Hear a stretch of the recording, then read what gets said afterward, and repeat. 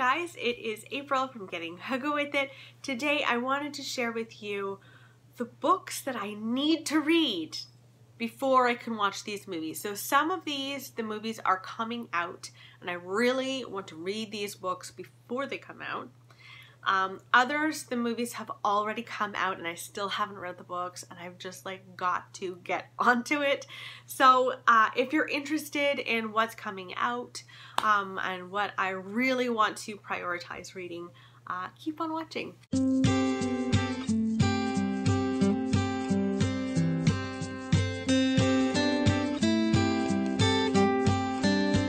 First up is Where'd You Go Bernadette by Maria Semple. This is about a woman whose mother goes missing. They're just about to embark on this exciting adventure to Antarctica. And then Bernadette goes missing and they need to find her. So it's a bit of a mystery, but it's more of like a family story, and it's meant to be really, really funny. I actually lent this to my neighbor last summer and she just loved it, so I am really hoping to read this, and this sounds like a really good summer read too, so I really want to read this before the movie comes out. I also really want to read Ready Player One by Ernest Cline. I've heard kind of mixed things about this. There are a lot of 80s references in this book, and there's a lot of 80s video games and that kind of things mentioned here, and I think if you were a 90s baby or even later, it might be a little bit hard to enjoy. I grew up in the 80s. Now, we didn't have video games. We weren't really allowed to play tons of video games, but I would sneak over to friends' houses and play video games, so I'm hoping that this is a book that I can get into. And this takes place in 2044. Everyone is kind of jacked into this virtual utopia called Oasis.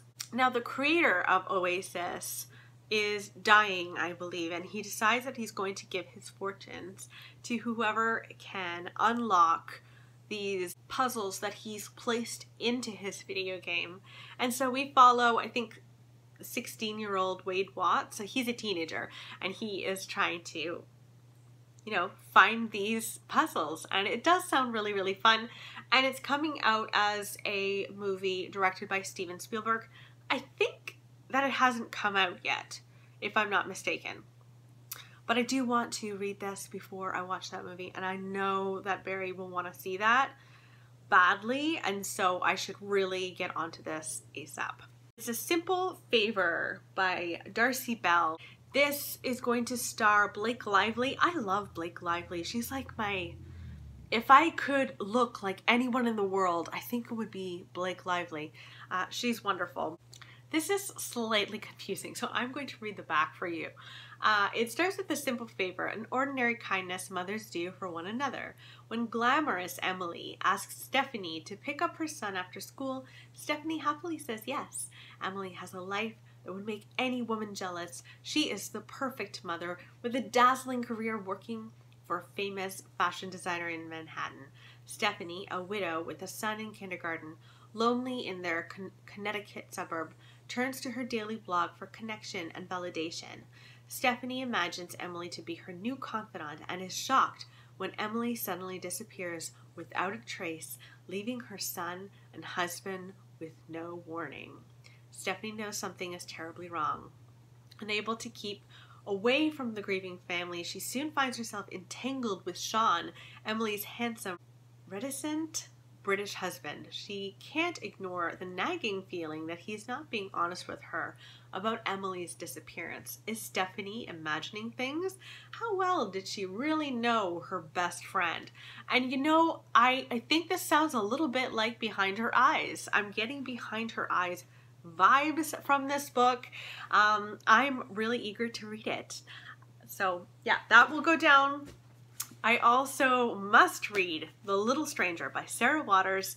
This is on my summer TBR, so I gotta get to it soon. This is a ghost story, and it takes place, I think it's post-war summer in England, and we follow a doctor who's visiting this very old mansion called Hundreds Hall. And he is kind of taking care of this family who all of them seem to have some sort of illness in some way or another. And he's taking care of this family, but the house is also haunted. And troubling events start to occur when he arrives. And I'm so eager to read this. Like, I'm really in the mood for a ghost story. So, yes. I also really want to read We Have Always Lived in the Castle, another scary one. This is by Shirley Jackson, and we follow, I think, two sisters who live in this old home, and they're kind of isolated because people in this home have died by poisoning. And the town people, I think, blame one of the sisters, and she's been cleared from this. But it doesn't change the fact that there's some suspicion there surrounding her. I'm really eager to meet her. And apparently, A Head Full of Ghosts was based on We Have Always Lived in the Castle. So I didn't know that until recently, and that kind of blows me away because I loved A Head Full of Ghosts, so I'm very, very eager to read this one. As I was editing, I realized I totally forgot to mention Between Shades of Grey by Ruta Sepetys. This is a World War II historical fiction novel about a teenage girl who lives in Lithuania who is taken by the Soviet army, and she is sent to a work camp. And it is her experience there. And this is becoming a movie as well. And I really want to read this before it comes out on the big screen. I would also really like to read The Glass Castle by Jeanette Wells. Now this has already come out. It's not in the theater anymore, but I would really still like to read it. And this is a memoir about Jeanette Wells's childhood, which was very strange. Her parents were very different kinds of people. They were eccentric, and she just had very different kind of childhood. Not always happy childhood. There was a lot of sadness in her childhood.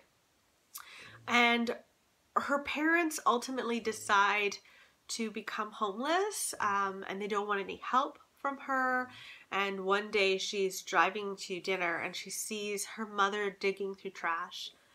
And I don't know what I would do if that happened to me. I don't know. I'm not expecting to be uplifted after reading this book, but I know that I have to read it. It sounds really moving and very interesting, so I'm going to get to that one. I also really want to read Picnic at Hanging Rock. This is on my July TBR, and I must read it. So this is about a group of girls. The year is 1900, and these girls go to, I think, Applegate College for young ladies. And they decide as a collective group that one day they're going to go and have a picnic at Hanging Rock, which is located in Australia.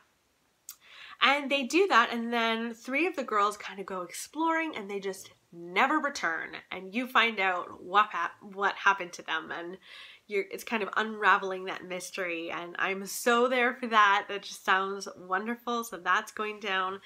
And then finally, I've got to do this at some point. My cousin Rachel. I love Rachel Weisz, who plays Rachel, and it's been staring at me like I can rent this right now, and yet I haven't read the book yet, and I need to. This is by Daphne du Maurier, and we follow Philip Ashley, and Philip's, I think, parents die, and he is sent to live with his cousin, and his cousin takes him in, and his cousin is, his name is Ambrose, and Ambrose decides later on to go on this trip, And he goes on this trip and he meets a woman named Rachel and he marries her and then he dies. And then suddenly Rachel shows up at their home where Philip lives now, and she's decided to come and live there. And Philip really doesn't know what to think of Rachel, and he is starting to wonder, did she have something to do with Ambrose's death?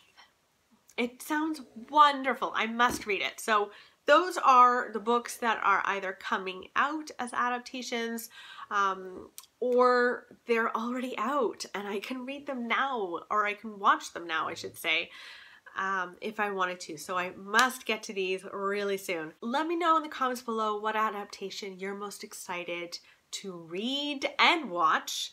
I would love to know, and I'll talk to you next time. Bye, guys.